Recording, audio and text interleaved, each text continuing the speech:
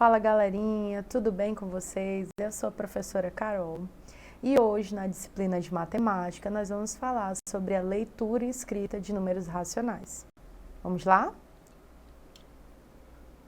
Qualquer número que pertença ao conjunto dos números racionais é o resultado da divisão entre dois números inteiros.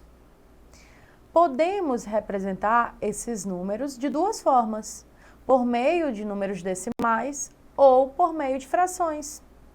Se um refrigerante, por exemplo, for dividido entre 5 amigos, a parcela desse refrigerante que será dada a cada um será a seguinte: 1, que equivale a um refrigerante, dividido para 5. 5 é a quantidade de amigos que tem nessa roda. Se você dividir 1 para 5, dá exatamente 0,2. Essa divisão é muito representada da seguinte maneira: 1 tracinho 5 igual a 0,2. Esse 1 tracinho 5 que vocês estão vendo aí no vídeo de vocês é 1 sobre 5. E esse 1 sobre 5 é uma fração. E o resultado dessa fração é 0,2. Essa representação nós chamamos de fração. O número que é dividido é colocado na parte superior e é chamado de numerador. O número que divide, por sua vez, é colocado na parte inferior e é chamado de denominador. Então, naquela fração, o numerador é o 1, pois apenas um refrigerante foi dividido, e o denominador é o 5, pois o refrigerante foi dividido entre 5 amigos. Escrita de uma fração e significado de cada termo. Vamos utilizar como exemplo a seguinte situação. Maria comprou uma pizza e dividiu em 4 fatias. Como não estava com muita fome, ela comeu apenas uma fatia. Que fração da pizza Maria comeu? Vemos que no texto acima, que das 4 fatias de pizza que Maria tinha, ela comeu apenas uma, certo? Ou seja, 1 de 4. Isso pode ser escrito como uma fração. 1, que é o numerador, 4, denominador, 1 sobre 4. Os termos de uma fração são os seguintes, né? O numerador, que a gente acabou de indicar, que é o número que fica em cima, que vem do latim numeratus e significa contar. Denominador, sua origem também é do latim dominatus e significa dar nome. No nosso exemplo, o número 1 representa o numerador da fração e indica quantas partes foram comidas, né? Foram tomadas.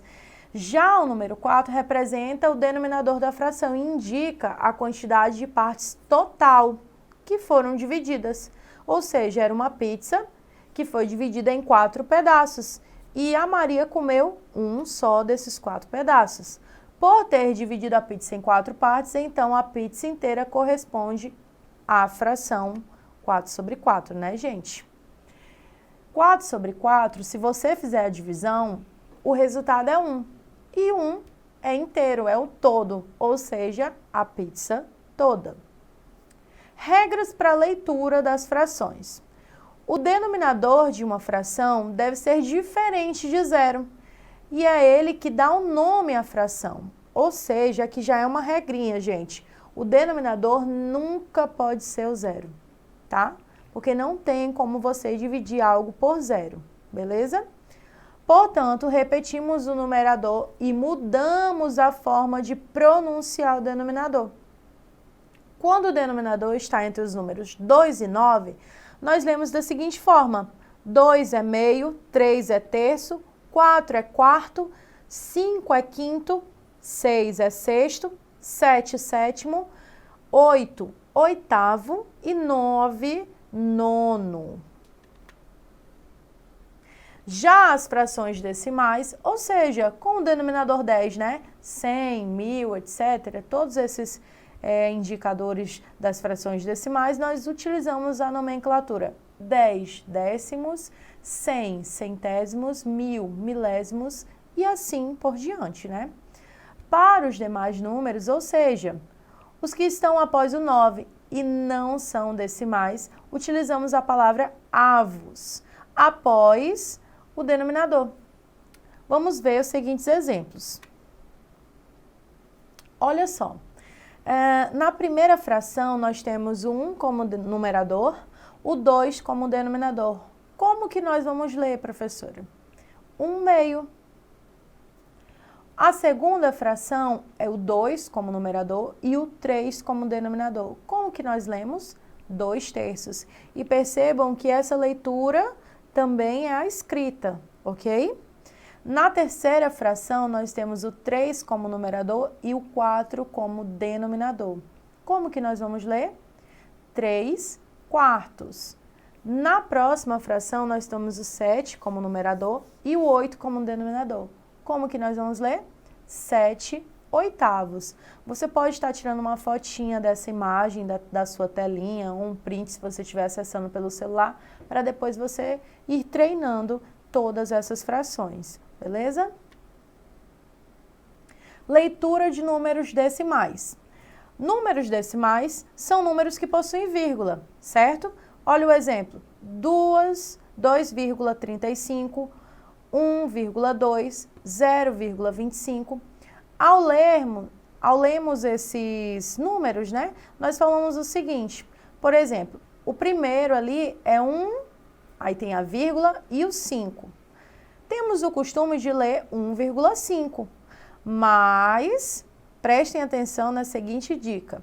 Matematicamente, tá incorreto. Para fazer essa leitura correta de um número decimal, nós devemos saber das seguintes definições. Todo número que é escrito na forma de decimal pode ser transformado em fração. Isso é, através da decomposição do número decimal. Nós transformamos ele em fração. Olha só como. 5,2. O 5 é a parte inteira e o 2 é a parte decimal. Então, se a gente fizer o seguinte, se nós somarmos a parte inteira com a decimal, resultamos no número 5 mais 0,2 e dá o resultado 5,2. O número 0,2 continua decimal. Então, para a gente transformar ele em fração, nós vamos reparar que ele não possui parte inteira. Na parte inteira, que é antes da vírgula, é o 0. Apenas ele tem a parte decimal, que é após a vírgula, o número 2, certo? Então, o 0,2 é o mesmo que 2/10. Porque se você fizer essa divisão de 2/10, você vai ter exatamente 0,2. Então, podemos dizer que 5,2 é 5 mais 2.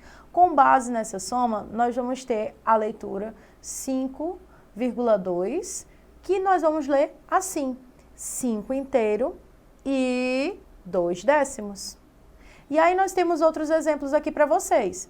O 2,1, que vocês já leriam ele de cara assim, seria na verdade, a maneira correta de ser lida é 2 inteiros e 1/10. O próximo exemplo, como é que eu leio, professora? 36 centésimos, porque não tem parte inteira. Já no seguinte, nós temos o 2 como inteiro, então é 2 inteiro e 36 centésimos. Agora a gente vai colocar em prática com o nosso exercício. Questão 1.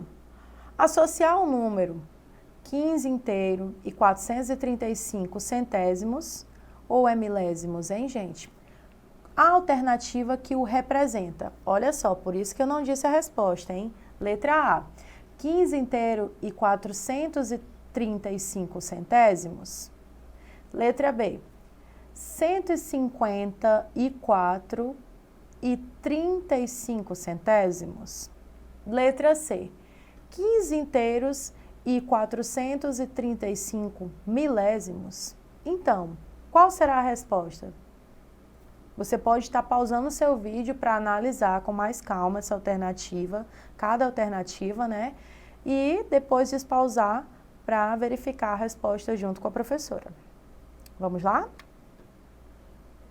Então, gente, na primeira, na letra A, 15 inteiro Tá certo.